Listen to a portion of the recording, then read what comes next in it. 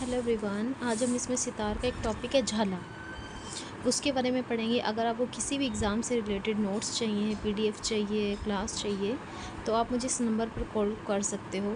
ठीक है, अगर आपको इम्पोर्टेंट नोट्स चाहिए किसी भी एग्ज़ाम के रिगार्डिंग, तो आप मुझे मैसेज करके इस नंबर पर मैसेज करके बता सकते हो। ठीक है, झाले की हम बात करेंगे आज। आपको पता है, मोस्टली जो सितार बजाते हैं उनको पता होगा कि झाला जो है वो सितार और सरोद से संबंधित होता है। कई बार ये क्वेश्चन पूछा भी जाता है कि झाला किससे संबंधित है, तो सितार और सरोद से संबंधित होता है। देखो, अब इसके बारे में थोड़ी सी हम पढ़ते हैं इन्फॉर्मेशन। झाला जो है ये सितार और सरोद की चीज़ है। कई बार पूछा जाता है कि किस लय में बजाया जाता है, तो झाला जो होता है ये द्रुत लय में बजाया जाता है। चिकारी भी द्रुत लय में बाज के तार के साथ जब चिकारी बजाते हैं तो उसको क्या बोलते हैं? झाला बोलते हैं।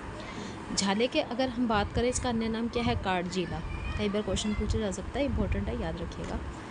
यानी कि सितार वादन का जो आरंभ होता है वो आलाप से होता है और उसकी जो समाप्ति होती है वो किससे होती है? झाले से होती है। ठीक है, द्रुत गति में जैसे तोड़ों को बजाया जाता है, वैसे ही झाले को द्रुत गति में बजाया जाता है। ओके, झाले में बाज और चिकारी के अतिरिक्त अन्य तारों की ध्वनि क्या होती है? कम होती है। ठीक है, बाज और चिकारी के अतिरिक्त अन्य तारों की ध्वनि इसमें कम होती है। याद रखिएगा, झाला द्रुत लय में बजाया जाता है, सितार से संबंधित है, सरोद से भी संबंधित है।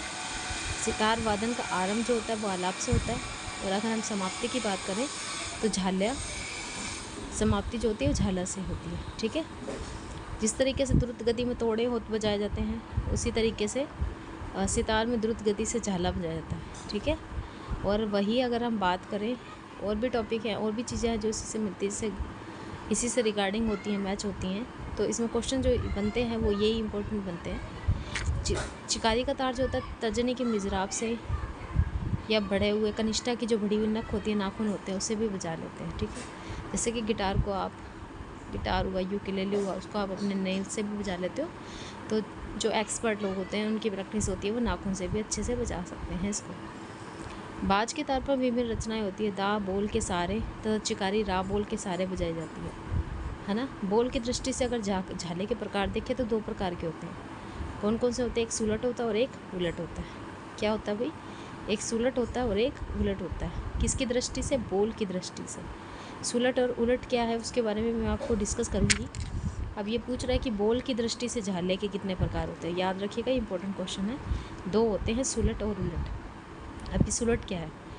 सुलट होता है बाज पर दा, यानी कि बाज के तार पर दा बजाना, और फिर रा, चिकारी पर रा बजाना, उसको सुलट कहते हैं। उलट किसको कहते हैं? कि बाज के तार पर पहले रा बजाना और फिर चिकारी पर दा बजाना, उसको उलट कहते हैं। यानी उसका उल्टा कर दिया, सुलट का उल्टा कर दिया तो ये उलट हो गया। सितार में यदि चिकारी पर पड़ने वाले रा की मजरा को का कहेंगे तो सा का रोल हो जाएगा इसका। ठीक है, यानी कि अगर हम दा रा या रा बजा रहे हैं, ठीक है, अगर हमने बोल को क कर दिया तो स क हो जाएगा। आई होप कि आपको ये इन्फॉर्मेशन अच्छी लगी है झाले की रिगार्डिंग। अगर और भी चीज़ें आप समझना चाहते हो तो आप मुझे कॉल कर सकते हो। Thank you.